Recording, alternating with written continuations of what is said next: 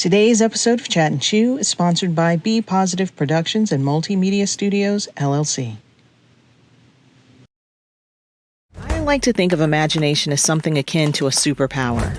Used in the right context for good, it can help bolster our aspirations and propel us closer to our goals. We visualize the outcome of our accomplishments and work toward attaining said thing.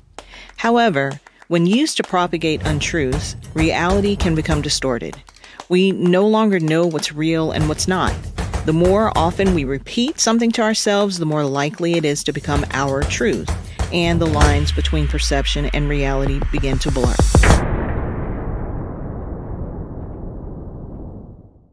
And that, ladies and gentlemen, is a wrap.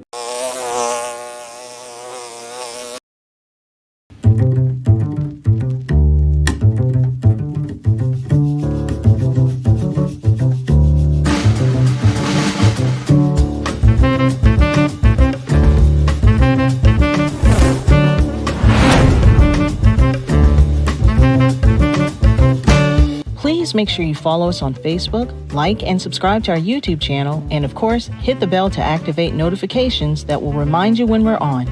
Please be sure to leave us a comment to let us know how we're doing. We'd love to hear from you. Hello everyone, this is Glenn Warren, founder and executive director of Fathers Forever. I want to share an alarming reality with you. 627,000 fathers are incarcerated that have kids under 18.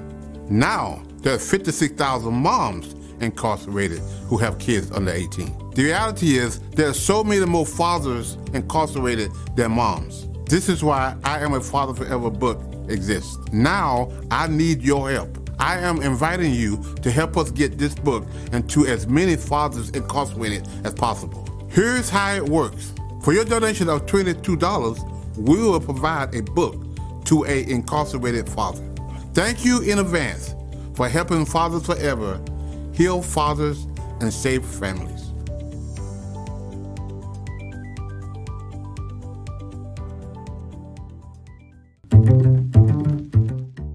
If it looks like I'm reading, it's because I am. I want to get these statistics right, and I want to make sure that we go over this in a few minutes before we get into our broadcast today. Children who feel close to their fathers are 2 times as likely to go to college or to find a stable job. 80% are less likely to go to jail. 50% are less likely to experience depression. These are statistics that are real-life statistics that show that a father's involvement has a major impact on his child's life. Also, a father that's not involved have a major impact on his child's life.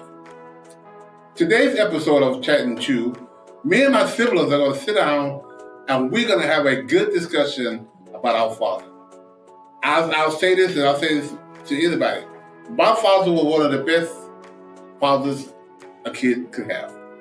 And as today, as I was doing a speech about fatherhood, and I said that, and I almost broke down and started crying in front of about 75 people before I got myself together.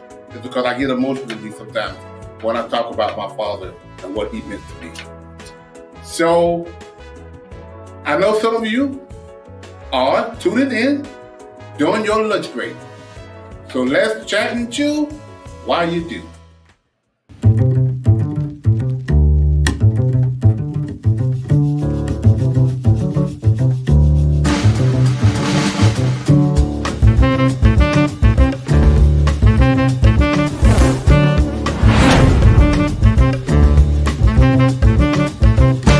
Please make sure you follow us on Facebook, like and subscribe to our YouTube channel, and of course, hit the bell to activate notifications that will remind you when we're on.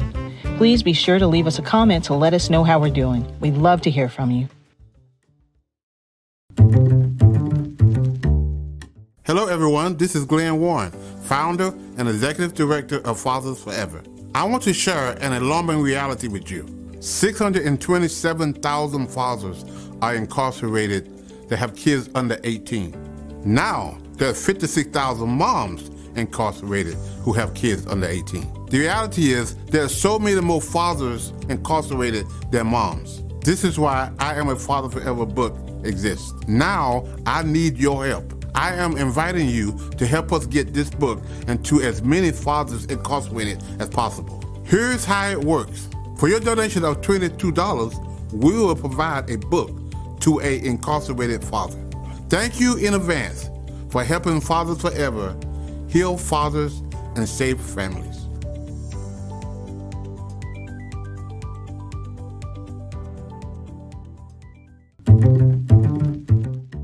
Okay, here we are live in the studio. As we did for Mother's Day, we all got together, my siblings and I, and talked about our mom. And so we're doing the same thing for Father's Day in celebration of our father, Archie Thornton Warren. Was born January 1st, 1924. Departed his life May of 2005. He was 81 years old. We're going to go around the room again and talk about our stories with what he meant to us and how he shaped our lives and caused us to be the people that we are today. So we're going to kind of, I think we'll let Ernie go first, and she's going to tell us kind of where you fit in the count-up, the lineup. My name is Erlene, and I am the oldest of all of my siblings. And so therefore I was the apple of my father's eye because I was the first. I'm sure my siblings are going to argue with that, but hey, that's what he used to say anyway. You don't do that? Yes, Okay. because he used to let me do all kinds of things when I was a baby.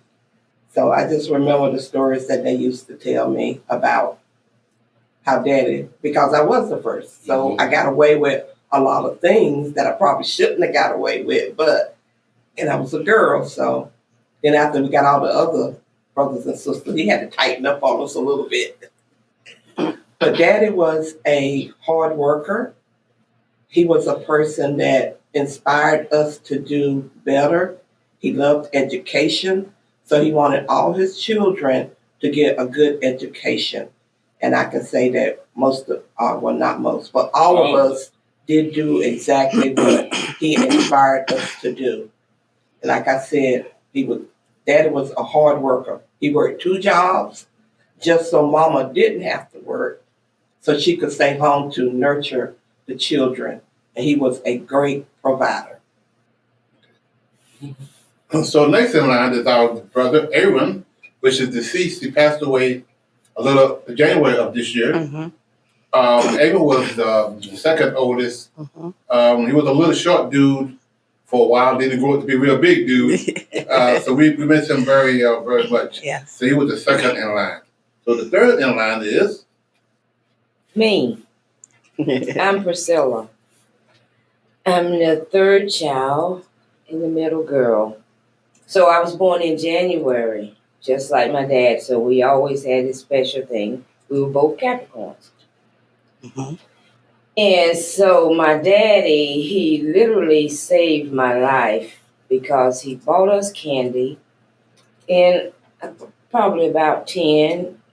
And so we were all in the room playing and eating candy, and it was a little round ball of candy slipped down my throat.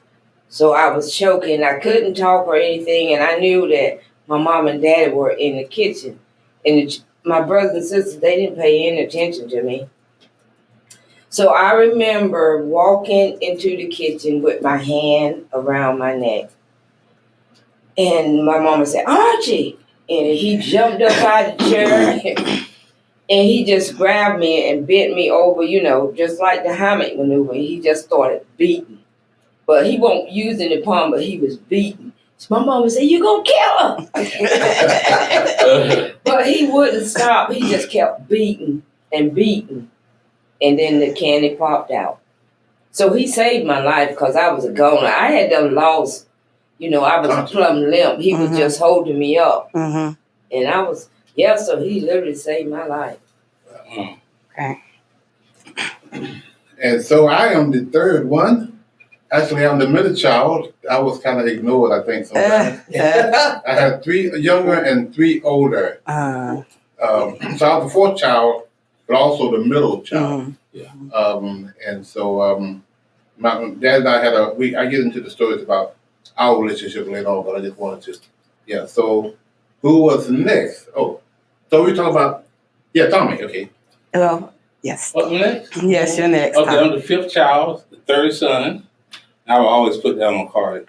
3rd son like that. Yes, he would. Yeah, I always do that. But one thing I remember about my father, a lot of things I remember about him that were inspirational to me.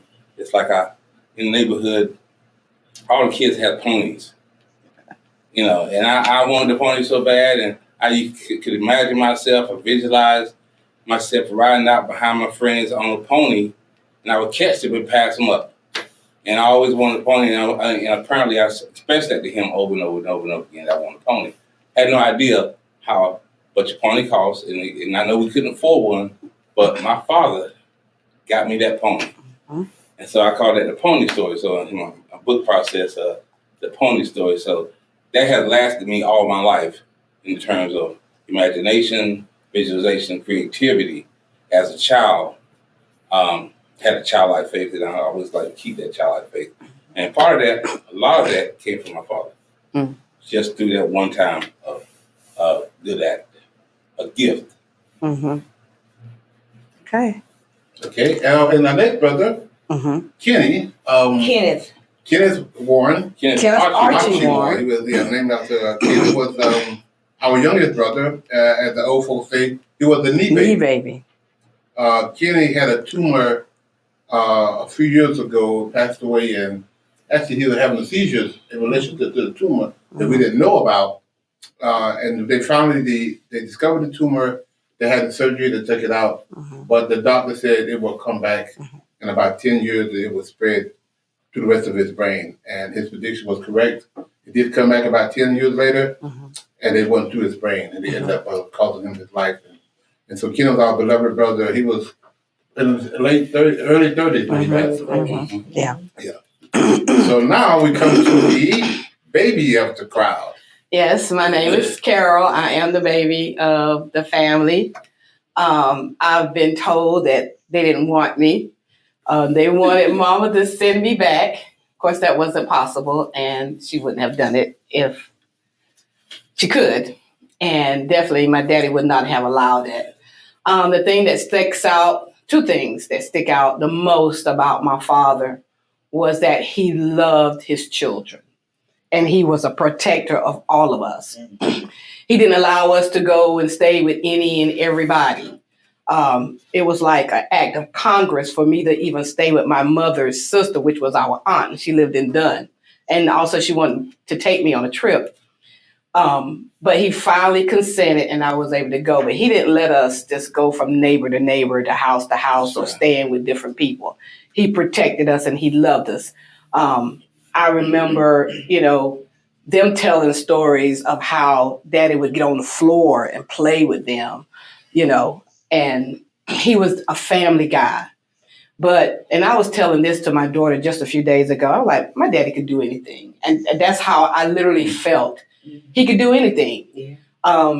He was the first, to this day, I believe that I received my love for do-it-yourself shows and fixer-upper shows because of Daddy. He would do that. Mom would go to the store. She would pick out linoleum to go in the kitchen. It'd be down in one day. He could fix anything. He always had tools. He always had everything that he needed to fix the cars, to fix the house.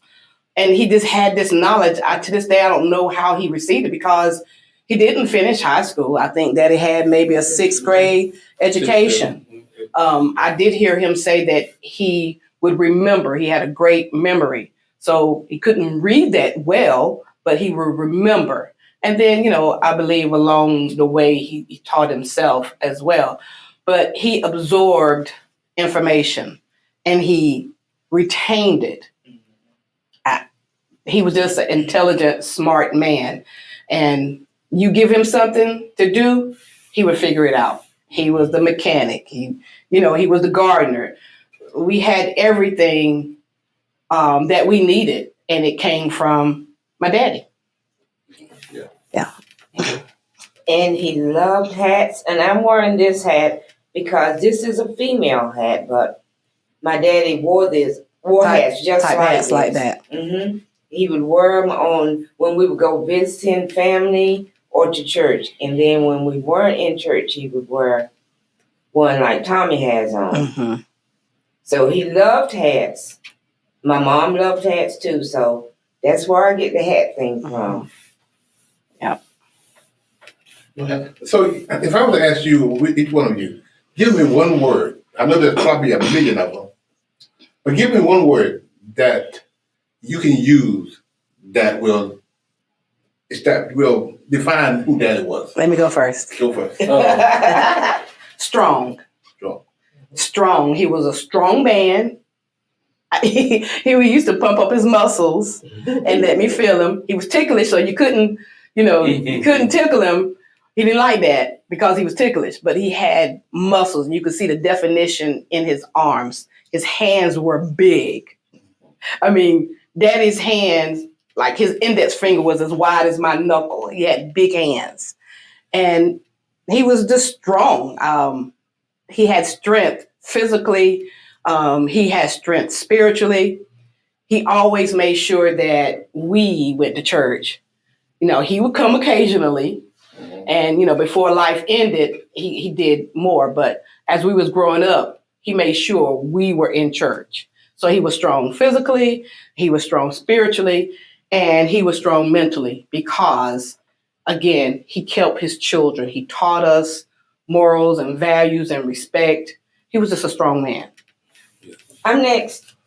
Oh, He was a protector. Don't nobody mess with his children. Yeah. If you're a little baby and you go visit somebody and they want to hold the baby, my daddy said no. If the child say no, he wouldn't let you touch it. Don't make my baby cry. He didn't like for a baby to cry. Right. He's gonna take care of the baby. Right. why is that baby crying? Yeah, why is that baby crying? Yeah. Stop the baby from crying. Bring that baby here. And you That's better get up right. and stop the baby from crying. Right. Bring the Whatever, baby here if you Yeah. can't stop him. He loved children. He He'll loved give you a babies. moment to get the baby quiet. And if you don't do it, then he's going to say, why is that baby crying? Right. Okay, I would have to say that he's a hard worker / provider. That's 2 words, Elaine. I'm sorry, but that's what I can describe how I feel. And that's what I thought he was, because he always provided for us. Mm-hmm. Anything that we wanted within reason, Mm-hmm. he would give it to us. Mm-hmm. Yeah. And in order to be a good provider, you had to be a hard worker. And so anybody that worked 2 jobs Sometimes 3. Sometimes 3. Mm-hmm. definitely means he was a hard worker. Yeah. You didn't know, excuse me. I'm going. Okay. Visionary. I would say Okay. because my father had a vision. He had to have a vision Yes. because he used to tell us, "You going to school? Mhm. You're Right, going to do Tom. more. You're going to complete high school. You're going to go college. further than me. You're He going would to go a tell us lot that. further than me going to college." Mm-hmm. And he didn't know anything about BEOG. Mm-hmm. He didn't know about the grants that was out there, but he spoke it, and he had a vision for it. Mm-hmm. And so he definitely was a visionary, and he had and also the art, creativity, and imagination to remember things Mm-hmm. and to fix things and Mm-hmm. take engines out of vehicles and stuff like that. So he was definitely a visionary. He had a vision for his family. Yeah. He had a vision for each one of us, Right. and he was able to see that come to fruition. Yes, that's true. He worked hard to make sure that he had a legacy to leave for his children. Mm-hmm. Mm-hmm. Mine is determination. Okay. Again, everybody has said the same thing. When Daddy was put his mind to do something, Yeah. He he found didn't it. stop until he got it done. Mm-hmm. He set his sights on all of us, Mm-hmm. going to college, Yep. getting an education, whatever the trade school, whatever we tried to do, and he didn't stop there. I remember I told him, I wanted to get out of Benson. One that there for me. I was tired of working in the Tobacco. backer, and I was just ready to go. And I told my dad I want to go to the Army, but he's like, no, you don't need to go to the Army. you need to go to school. You need to go to college. Mm-hmm. And I applied for college. I got turned down for one. Another one told me that A&T told me that I go to summer school. St. Augustine said, "Come as you are." So I packed up my backpack and I came to St. Augustine. That's why I came to St. Augustine. I wanted to go to A&T. I wanted to go where A1 was at, but I was determined, And so my dad, again, like Tommy said, he didn't know how he was going to send us to school. I think A1 might have had a scholarship. So he didn't know how he was going to send us to school. All he knew was We were going to school. And he was determined to find a way, and thank God we did. We went to school. Yeah.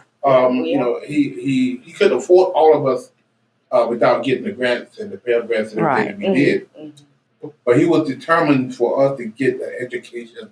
He was determined to us to be safe, like Priscilla just said. You didn't go and spend the night at somebody's house. That didn't happen. That didn't happen. That didn't happen. You didn't do that. And he always protected of everybody.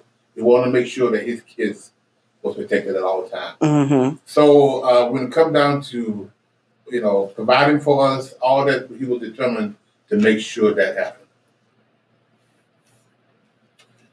And so the next thing is, tell me one of your favorite stories. One of the stories that kind of, I know we got, all of us got a million and one. But what is the story that really stands out to you? Okay, I got one. Go ahead. Okay, go ahead. Yeah. You want to go first? Okay. Okay, I got a story. And so, and when you grow up, you seek approval from your parents. All kids do that. Whether consciously or unconsciously, knowing that. And I remember after I got started in the limousine business, we came to see Daddy. He was in the hospital. So I came upstairs, so I'm walking down the hall. I could see him. I come up the elevator. He's sitting down to the other end of the hallway. And I could see him. And every once in a while, I could see him look up. And he'd look back down. So I keep walking towards him. He'd look up, then look back down. So then when I get close to him, he said, "Oh, it's you." He said, "I saw you when you first turned the corner." He said, "The thought came to me, that guy must be very important. That is a very important guy come walking on this way." He told me that 2 or 3 times over that night. That's what he thought when he looked up and saw me, but he didn't know who I was. All right. He only knew that when I got close to him. And that blew me out of the water. I think about that. I get chill once, but that was approval for me that he was proud of me. And also he told me either that time or another time, another story, he said, "Tommy, you are your own man now." And so that was like passing the torch. I'm not a little boy, even though I was a grown man. But still, I'm his son. Right. Yeah. So that was a good story. So that meant a lot to me. Okay. That was nice. All right. Who's next? I'll go next. Okay. I think I told this story before, but I wasn't a troublemaker, but I always. Well, you keep saying that. I don't know.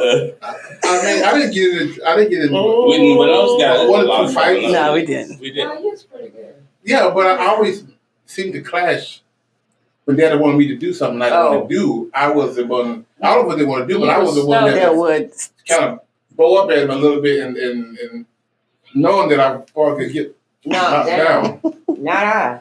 But this particular time, my daddy, our daddy, I wanted to go out to the club with my friends. And my daddy said, our daddy, "No, you can't go. You can't go." I was upset. I was mad. But I didn't go. The next day, we went to school, and 2 of my classmates that I would have been in a car with got arrested because they picked up a guy to take him to the store. He went inside the store and robbed the store. Came back and got in a getaway car that they were driving.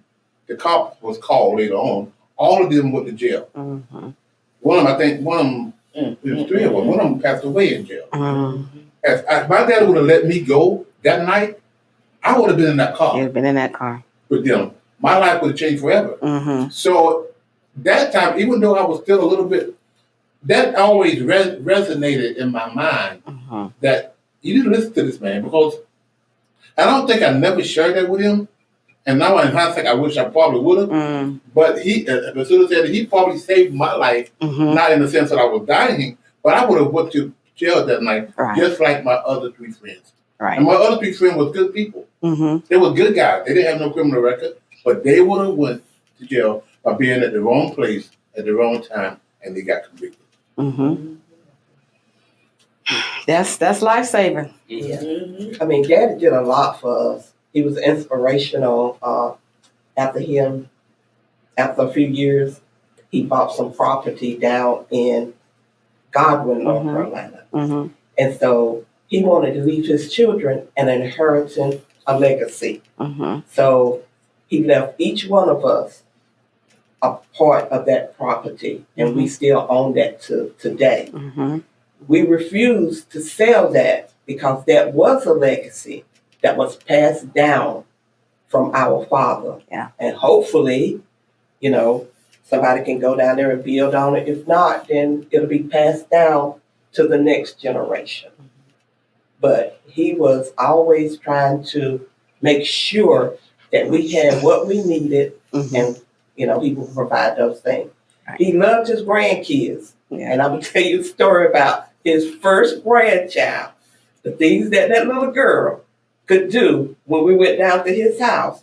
And if I tried to whoop her daddy tried to whoop her, he would not allow us to spank her or to do anything with her. I used to promise her, girl, when I get you home, it's gonna be on. Because she could do anything in the world that she wanted to do. And he wouldn't do anything to her. Mhm. And she used to go down there with him, and he'd be out working on the chicken coops. Guess what? She'd be sitting out there on the chicken coop, sleep, and he would not make her go in the house. He'd let her stay right out there with him. I see So that. he loved his grandchildren. Yeah. He loved them. He treated them. Look, he let them get away with stuff that he didn't let his kids get away with. And that's most grandparents. Yeah. They could do it. Like I said, she could do anything in the world, Mhm. and that was precious. Yeah. Because that just shows how much he loved children. Mhm. Daddy loved children. And I was a tattletale. You still is. Yeah. Yeah. Right. Anybody, I would see what got other people in trouble, so I wouldn't do it. But I would go tell it. And then, they pick at me and then they tell me I want their sister and they beat me up. So then I'd go crying to Daddy. He'd take me to the store, buy me a bag of candy. And then when we got back, he told me, now go share it. I didn't like that part, but I had to. Right. You got to go share it. Mhm. That's one thing he did teach us, to share. If you don't share with your brothers and sisters. And don't And fight he each made- other. And he would not allow us to fight each other. Right. Right. We could not do that. But the Okay. secret was, Mama would allow us to fight sometimes Yeah. On Sunday so afternoon. that we could learn how to protect On ourselves. Sunday afternoon. Daddy would be in DC working, No, he would be working. or either at his second Yeah, job. second job. And then after we would learn a little bit, she'd make us quit. Yeah. Or whoever stopped crying. When somebody stopped crying, That's it was it's over. over. But she would let you go a little bit until somebody started crying. Yeah, you got to learn how to protect And most yourself a times little you bit. start crying that one. Most times. No. That's another thing that Daddy did. When the jobs down here were not paying Mhm. a lot, Daddy traveled to Mhm. Maryland Mhm. and to work with his brother. And I don't know, do y'all remember how many years he did that? He At did I that don't know. for many, many 5 years. years. Yeah, about At least I five. don't know At how least many 5. years he did that Mhm. And he would come home on every the, On the weekends. Friday, on the weekend. and he worked 2 jobs up there. He worked Mhm. the 7 to 3, whatever. And then had a part-time job. Mhm. He had a building at night. And he would Mhm. send the money home to Mom, or bring the money home to Mom. He had this little bitty car. I remember, you remember Dodge. Dark. the little Dodge that he had? That's That all. little car would be in the road, in the wind. Back and Because forth. I went up there, I took him up there after he started working Mhm. a couple of times to see his brother. And we would drive that little car. Mhm. Just me and Daddy Yeah. on the road. Yeah. And there would be peanut on the passenger side. because that's what kept him awake. Mm-hmm. He would eat peanuts when they got sleepy. And Yeah. you had to clean out the car. That's what his car used to drive to school when I was a senior. Uh-huh. He gave that car to y'all boys. Yeah, that's Yeah, right. he He used to did. drive that car to school. Yeah. So I can get off and go home and go to work or go to work somewhere else. Mm-hmm. Another thing I remember about Dad too, like I said, he was a visionary, and he started transportation. And years ago, Glenn started a limousine business, and so he was in business for a little while, and then he went on to social work. Later on, I started a transportation business Mhm. also, and every once in a while, my dad said, "When you gonna start your business?" Because he knew I was driving, part time. Mm-hmm. I said it'd be very soon, and though things would come around, and I would get so close to getting that limousine service, but no cigar. Mm-hmm. And then all of a sudden, the doors fell open, and I was able to get 2 limos at one time. And when I told my father about that, he was so So amazed proud. and Yeah, so proud. so proud. And I told Yeah. him, then I said, "You started transportation," because he took us all to school Mm-hmm. on Sunday morning, to Sunday school and neighborhood kids. I said, "You started transportation." That's how transportation got started. It came from you. And I still remember those days that sometimes we drove 2 cars down. Glenn would drive one, I would drive the other one, and we pick up everybody and go out to eat on Sunday afternoon. Yeah. He would be So proud of him. proud. Yeah. The family reunion, we would do the same Yeah. thing. For years we did that Yeah. with the limousine, and that was, I think that blew his top. It did. Yeah. Yeah, he was so proud of that. Yes, he was. Yeah. And for all of us to come home. Mm-hmm. Now, they love for you to come home. He said, if you can't go nowhere, always know you can come home. Yeah. Yeah. I guess for me, and y'all have said that's about everything that I would say, but the story that I remember most, and I got pregnant when I was a senior in high school, because Daddy was strict, Mhm. and all of my other siblings, they were close enough that they went out together. Kenny, which was the knee baby, we were close enough to go out together, but he didn't want me to go out with him. So, That is, Kenny didn't want me to go out. I was cramping his style. yeah. So because Daddy would tell me or Mom would tell me, if your brother take you, you can go. Well, he never want to take me. Right. But one time he did, I was like, okay, I'm gonna go for mine while I'm out. Because I ain't no telling when I'm gonna get out again. Well, That's when you got yeah. You went first. I went for my, Naughty little girl. but of course I was afraid to tell Mama and Daddy. Mhm. But Mama knew it. And I think she kind of softened it up, for Daddy. And of course, he never said anything to me. Mama was, I'm sure both of them were disappointed to a certain degree. Yeah. Mama scolded me, but she also knew that, yeah. But Daddy never said anything. He never said anything negative to me about, getting pregnant before I graduated high school. But anything I wanted during my pregnancy, if I just spoke it, he would send Kenny to the store to get it. If I said I wanted ice cream, go get that girl some ice cream. If I said I wanted watermelon, go get that girl some watermelon, or he would bring it. Anything, doesn't matter what I said that I wanted, I would have it. That's right. And when she was born and we brought her home, Daddy had gotten a pink bassinet and she was in pink onesies. And he put her right up there close to the heater to keep her warm. And that was, couldn't nobody touch her as far as, That was doing, his baby. yeah, that was his baby. So that just let me know that even though I may have or made a mistake, she wasn't Please, yeah. a mistake. Yeah. But he never once scolded me at all, but he accepted her as his own. And actually, when it was time for me to move out, he told me I won't go take her. Now that was the one time that I stood up to my daddy. Had never done it before, but I stood up to him. He was like, you can go, but she ain't going. I said, Daddy, I'm taking my child with me. And again, Mama probably intervened and softened things up. and she was able to go with me. But yeah, and she calls herself the eighth child. Hey, And- Yeah. Mama, And- Mama Yeah. softened up a lot of things. She would be like Archie. Yeah. Yeah. And I stood up to Daddy once. Really? Yeah. That mama called me and she said, your daddy's sick and he won't go to the doctor. Oh yeah. She said, I want you to come home. I said, okay, I'll be there. So I get there. I said, Daddy, you got to go to the doctor. I ain't going nowhere. Ain't nothing wrong with me. I said, Daddy, I got mad. I said, do you want to be carried out or do you want to walk out? He said, who do you think you are? I'm the daddy, you the child. But he went. Yeah. He went. And wrapping this up, I know we could talk about that Yeah. until Jesus comes. It's But the legacy that our father left us, Mm-hmm.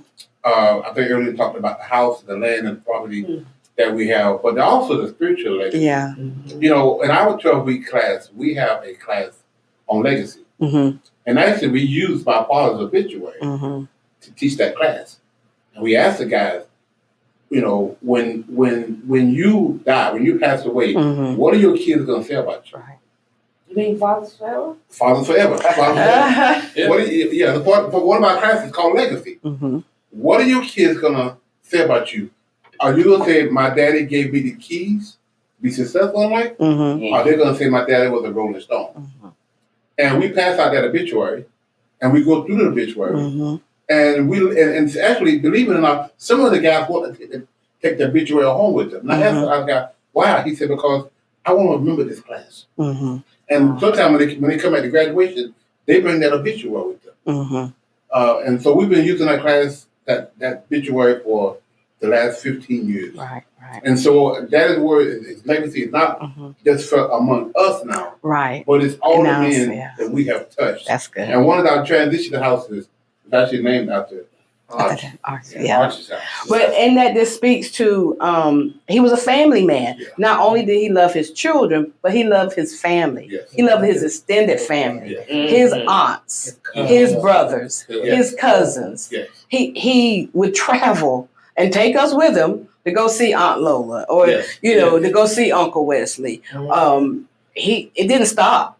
He was a family man. He made sure Yeah. he knew who they were. Right. Right. Family reunions was so Very important to cousins, him. Oh, Yes. Yes. Yeah. He loved We drive up in 2 limousines. And family reunion. Yeah. He'd So. be sitting there tall in the first one too. One Yeah. thing I said, he just instilled a lot of things in his children. Yeah. The value of life, the value of loving each other, Mhm. just great value. Family, yeah. How to make money and to be prosperous. Yeah. He instilled all those things in us. And for him to have come from back in the day and to have that type of mentality speaks volumes. Yeah. Yes. Speaks volumes. Yeah. And another thing that I remember, and we all do, because we done it, probably y'all done more than I did.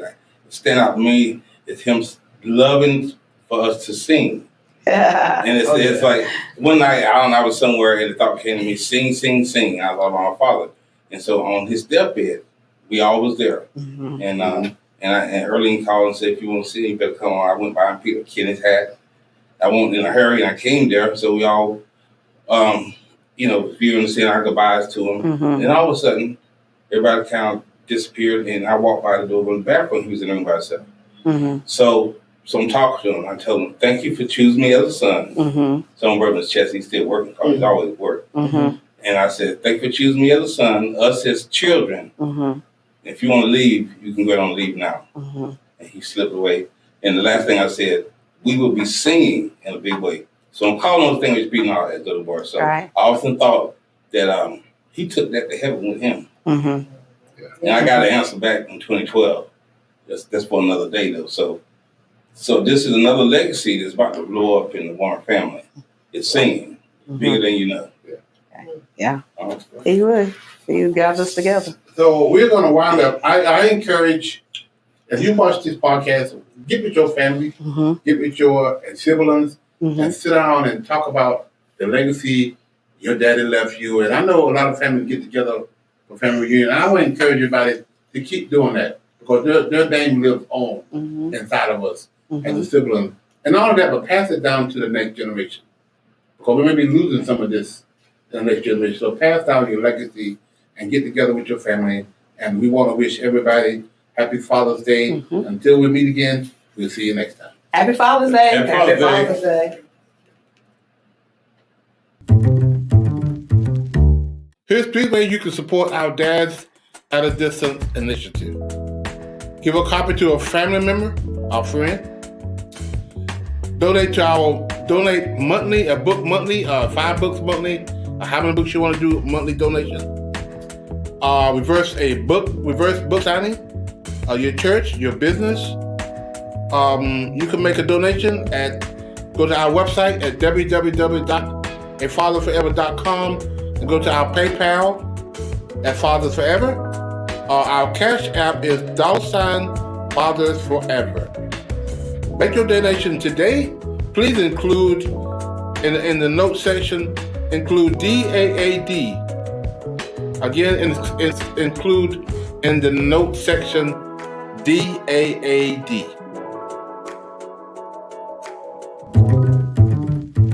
I really hope you enjoyed the conversation my siblings and I had. It was very rewarding to me. It really reminded me of my father again. I think about him often, but to hear my siblings and I sit down around a round table and talk about the legacy that he left in our lives. And that legacy continue on as one of the classes that we teach, we said earlier, one of the classes that we teach is about legacy. So I hope that you would spend some time with your family this Father's Day, not only just month, but this Father's Day event, the whole month of June, and just get with your siblings and talk about family stuff and enjoy your family. Until we meet again, I'll say so long. If you or someone you know would like to be a part of the show, please visit our website at www.afatherforever.com or call us at 919-779-9905. The Chat and Chew podcast streams Thursdays at 12 p.m. on YouTube and Facebook. To schedule a reverse book signing or to find out more information about how you can become a part of the programs you heard us mention today, please be sure to stop by our website as well. Hello, everyone. Welcome to Fathers Forever University. My name is Glenn Warren, and I will be your instructor. Fathers Forever University is a remote learning experience where we take our 12-week class, and we meet here every Thursday night from 6 until 7, and we talk about fatherhood. We talk about domestic violence. We talk about where your child support money is going. We teach classes about fatherhood and how important it is to be in your child's life. So these 12 weeks is going to be very important for you guys to understand and the concept of fatherhood and what we're trying to teach you. Fathers Forever University is broken down into 12 weeks, and you can start at any time during those 12 weeks. The key to it is finishing those 12 weeks. Every lesson is in lecture format, where you listen to that lecture, and then on Thursday nights, we discuss that lecture. The Thursday night discussion is where your homework will be due. Part of your homework assignment every Thursday night is to, one, we'll ask you the question, what did you learn? And the second question, how am I going to apply what I learned? We also have specific assignments for each lesson in the notes below. This has been an introduction into Fathers Forever University. Now let's get started in lesson 1.